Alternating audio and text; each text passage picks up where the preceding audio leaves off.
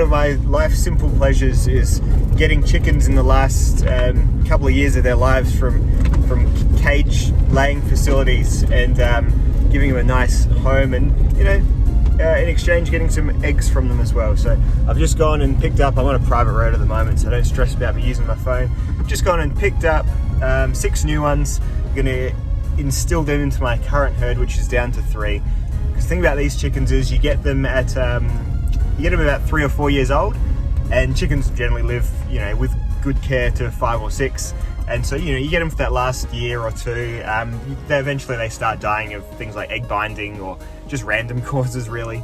But yeah, so they'll look really scabby and shitty at the moment because they're straight from like cage laying. But yeah, I'll dump them in with my others. They can start stretching their legs and feed them up with some good protein food, and feathers should grow back over the next few months. And just a nice little thing to do. Chickens are so simple, and everyone sort of takes them for granted, but they're not like fish or anything. They've got proper sentience to them. Like they're sentience to them, but they have little personalities, and they're actually legitimately nice animals. So I have a soft spot in my heart for chooks, for hens. So let's go and settle these ones in, and I'm sure they'll all sit in a big ball of panic for a little while, although I can feel they're a little bit feistier than the last batch I got from them, so they're sort of scuffing around in their box. Oh yeah, you get them in just a big cardboard box, which I guess is probably the same conditions that they've come from. So not too long to go now, ladies, and we will have you home and hosed with some space.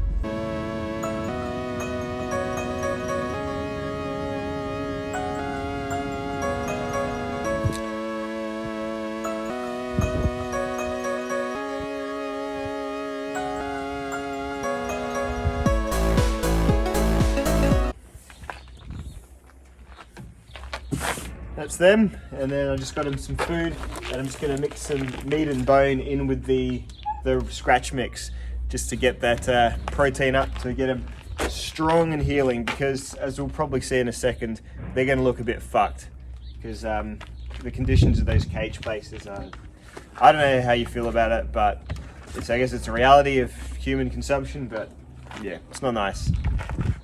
Anyway, there's going to be lots of panic diarrhea in this box from all these poor birds, so let's get them out and settled.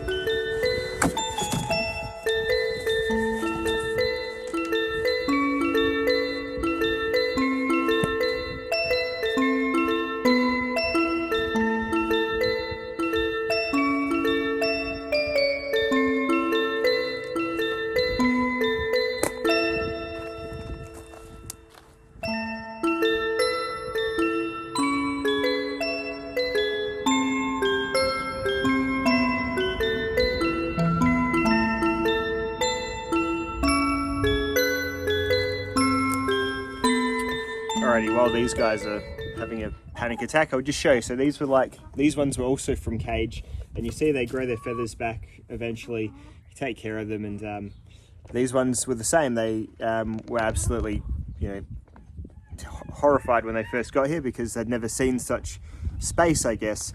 And now they're completely seasoned and they absolutely love it. They're just old, that's all. Ada, shut up! Oh my god! Seriously, I'm right here. Ugh. Anyway, so yeah, that's the thing. They all start sort of very meek and timid, and they've never had space. They've grown up in a box pretty much. So the instincts eventually kick in. But yeah, they're all 4 to 5 year old chickens. So they've got, these are their golden years. This is like their retirement pretty much. It's the best way to look at it.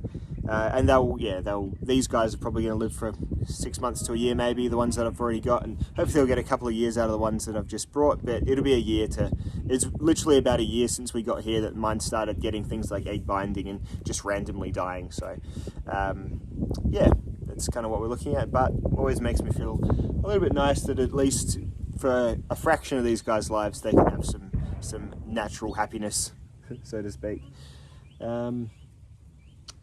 Yep, all just sort of standing there panicked in the box at the moment, so we will see. The reason I've waited till I've only had 3 left of my current flock is that when chickens are often mean to each other when they sense weakness, they'll, you know, attack each other and peck at each other. So I figure getting 6 at once, 6 new ones at once, will, you know, be a bit more of a, they'll stay together a bit better. And I don't know if it's how it works, but it just seems a bit like if I'd thrown, you know, 4 new ones in with 6 healthy ones, the 4 new ones probably just got bullied to death. So nature is metal, as they say.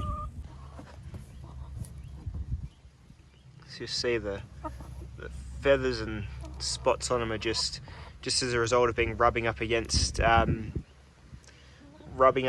you know, their metal cages for their entire lives. They're probably really weak and underdeveloped legs and wings, and in fact that is often the case. They don't start really flapping around or even scratching or doing much for the first few weeks until they're healthy again. So it's always nice seeing them develop back into more natural looking chickens. Hello. Hello. Hello. Welcome. Welcome. Come on. It's okay. Hello. Yeah. Looks like you're the leader there, friend. Hey, how'd you come? Good girl. Come on.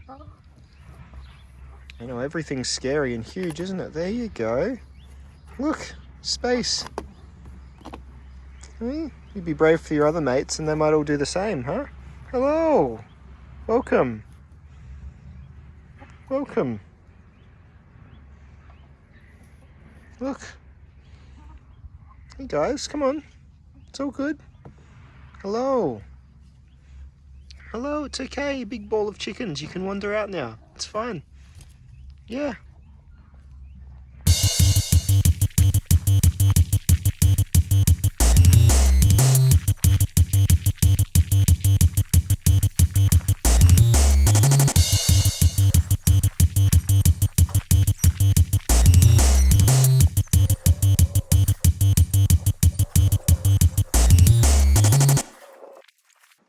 This one seems quite brave. She's the new one that just walked out.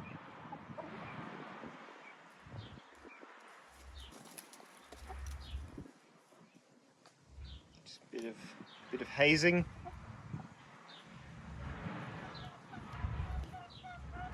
A little bit of hazing. That'll happen. As long as it's not too violent, I shouldn't have to separate them, I don't think. Oh, here we come. Getting a bit braver maybe. Come on.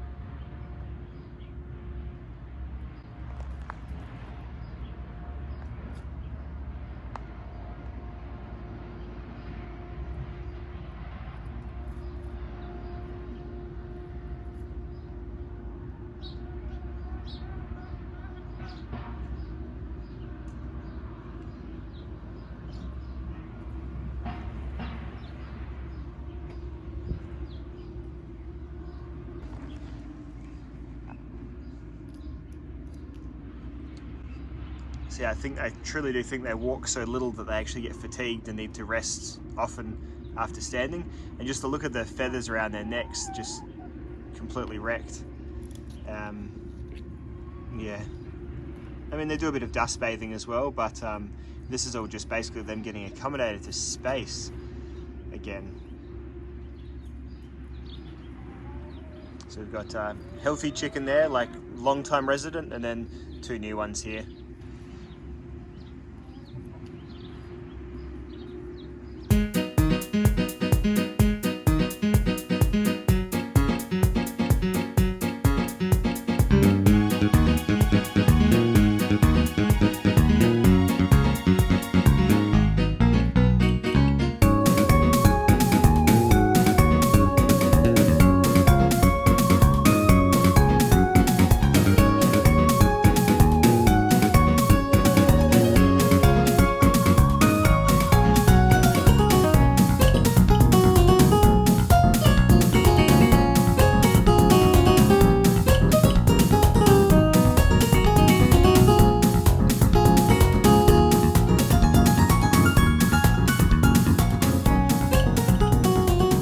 would just show you my my arrangement here, I suppose.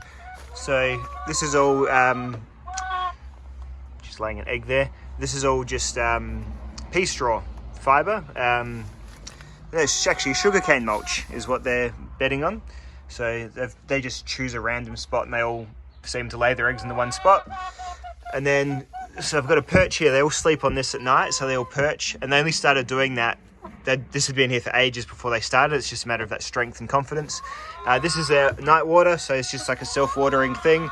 Chickens are incredibly stupid creatures, so they always like shit and piss in their food. So every now and then you got to shake that out. And then this is their like kind of their more boring.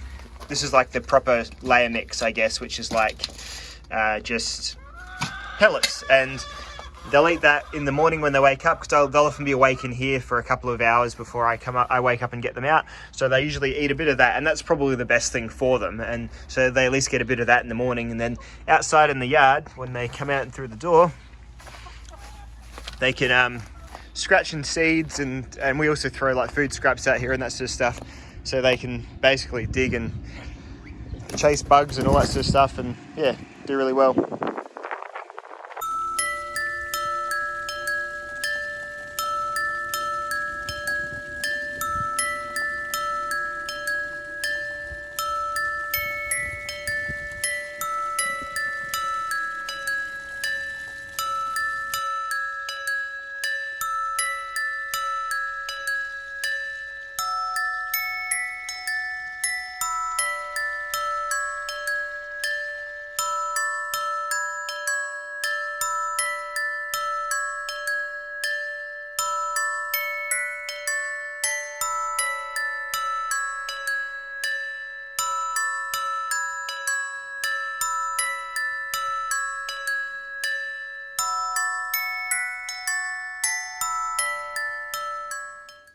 So I haven't made many videos lately, and sorry this one's about chickens, but it's kind of just what I'm doing. I'm doing a few other things apart from knives, so I'm doing a bit of like lots of home stuff going on. I'm actually getting a little bit fit. I've sort of started doing, you know, I've been on a bit of a diet. I've never been huge, obviously, but I'm just trying to get a bit healthier. I'm getting older, you know, so just trying to get you know, things in order, get some good habits down. So I've been doing a bit of that. I've been playing a bit of Metroid Dread on the Switch, which is great. Very hard, but it's great. And also, just to address, I'm absolutely fine. I've had a few people, depending on what kind of news you consume, I guess, I've had lots of folks like asking me if like the military have taken over here or something, and no, they haven't, but I guess if that's what the news is telling you over there, it's fair to ask. But yeah, things are fine here. We've got some COVID stuff that I think most countries have. Like some countries have, like, you know, mandated this, or, you know, can't do that. So we've got a mix of like what I think most of y'all have got over there. Oh, hey Ada. Hello. Hello. Who's a good dog, hey? Who's a good dog? Got some more chickens for you to play with, hey? Yeah, she's like, fuck you, Dad. I'll eat them if they come into my yard. Fuck you. So yeah, we've got a mix of like what everyone else is doing, I suppose, which is, I mean, not great when you're in a place that has COVID. My state has zero COVID at the moment. We've done like lockdown type things when we've had brief flare-ups, and then pretty much back to normal. I feel like my life is pretty normal at the moment. Like, I don't have a great deal of imposition on me in my day-to-day life. When you go somewhere, you like scan a QR code so they can contact trace you if there's like an outbreak. So they text everyone, and then everyone who gets texted has to stay inside for 2 weeks and get tested. But that's just kind of become part of the muscle memory, just going beep. We have to wear masks when we go to shops and things. So there's that. And I mean, this is not crazy different stuff to what everyone else is doing, is it? I think it's just that whole thing of, because we're far away, and because there's not that many of us, and because there's not a huge amount of us with like, no one's really watching the Australian news over there, are they, really? So we can be used a bit for like people's narratives for like what they want. Or it's kind of like people's fan fiction, really. A lot of fan fiction being written about Australia at the moment. So no, the military haven't taken over. People aren't being put in camps. All that wacky shit that you're reading. There's been some protests, which always makes for like pretty vivid footage when there's like protesters and police clashing over stuff. But even that, it's not huge. And also there's like a lot of that's winding down now because the way it's working here is we tried to keep it out of the country for the greater part of the last couple of years, and more or less that did work compared to how everyone else has had it. And then now we're in sort of a stage of, yeah, it's gonna spread through, but if we can get everyone who wants to be vaccinated, and there's some people that have to get vaccinated, which are like people that work in health and things like that. But then I think once the vaccination targets are at a certain point, it's a bit like, go for it, and you either get vaccinated and you hope that helps, or you don't get vaccinated and hope that you don't accept a Herman Cain award later on, to quote a very edgy Reddit thread that exists that I was reading the other day. But anyway, so yeah, things are more or less fine here. I don't know, I'm not going to talk about this too much because this very conversation just makes people fucking crazy for some reason. But yeah, I'm fine. My life is pretty okay. I'm an introvert. I've never wanted to be out nightclubbing and, amongst the people, really. So I can understand if you're an extrovert. These last couple of years have probably been really bad for you. Like, if you like being out and amongst it. But I'm very indoors-ish and very sort of garden, chickens, cats, video games, YouTube, Netflix, wife, kids. So it wasn't the worst for me, but I can see how it could have been the worst for other people. So I hope you're all doing okay. I hope the news isn't making you too crazy. Like, I guess that's been the worst thing about a lot of this, is this just made it, everyone's just gone so highly strung about everything. It's all just like up here with everything. And the thing I love about being Australian is that regardless of what's happening, we tackle things by relentlessly mocking and making fun of them. So tall poppy syndrome here, it just sorts out so many problems. So that still seems to persist, really, here, and that's kind of how we all cope with a lot of things as well. Dark comedy. All right, thanks, guys. I'll see you in the next video. Goodbye. Where's Ada? Ada is 14 now. Look at her. She's still majestic, aren't you? We go inside? Yeah. You go inside? I'm not sure if she's deaf or just an asshole. I've always been wondering that in the last year or so. Her hearing seems to be going away, or she's just a bitch.